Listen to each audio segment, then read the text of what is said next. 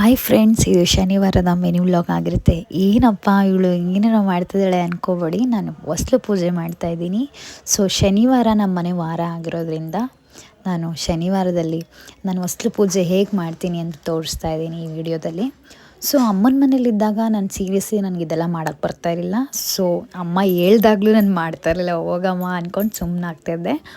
ಆದರೆ ಮದುವೆ ಆದಮೇಲೆ ತುಂಬಾ ಚೇಂಜಸ್ ಆಗಿದೆ ನನ್ನ ಲೈಫಲ್ಲಿ. ಸೊ ನಾನು ಇದೆಲ್ಲ ಮಾಡೋದ್ರಿಂದ ನನಗೆ ತುಂಬಾ ಪಾಸಿಟಿವ್ ಎನರ್ಜಿ ಸಿಗುತ್ತೆ. ಈ ಹೊಸ್ಲು ತೊಳೆಯೋದಾಗಿರ್ಬೋದು, ಪೂಜೆ ಮಾಡೋದ್ರಿಂದ ಆಗಿರ್ಬೋದು. ಯಾಕಂದರೆ ನಾನು ಶ್ಲೋಕ ಕೇಳ್ತೀನಿ, ವಿಷ್ಣು ಸಹಸ್ರನಾಮ ಕೇಳ್ತೀನಿ, ತುಂಬಾ ಕೇಳ್ತೀನಿ. ರಾಘವೇಂದ್ರ ಸ್ವಾಮಿಗಳದ್ದು ಸಾಂಗ್ಸ್ ಕೇಳ್ತೀನಿ. ಇದರಿಂದ ನಂಗೆ ತುಂಬಾ ಪಾಸಿಟಿವ್ ಎನರ್ಜಿ ಸಿಗುತ್ತೆ ಡೈಲಿ ಬೆಳಗ್ಗೆ ಎದ್ದು ಇದೆಲ್ಲ ಕೇಳ್ತಾ ಇರ್ಬೇಕಾದ್ರೆ. ಸೊ ನೀವು ಯಾರೆಲ್ಲ ಈ ಥರ ಎಲ್ಲ ಪೂಜೆ ಮಾಡ್ತೀರಾ? ಸೊ ನನ್ನ ಕಮೆಂಟ್ ಸೆಕ್ಷನಲ್ಲಿ ಕಮೆಂಟ್ ಮಾಡಿ.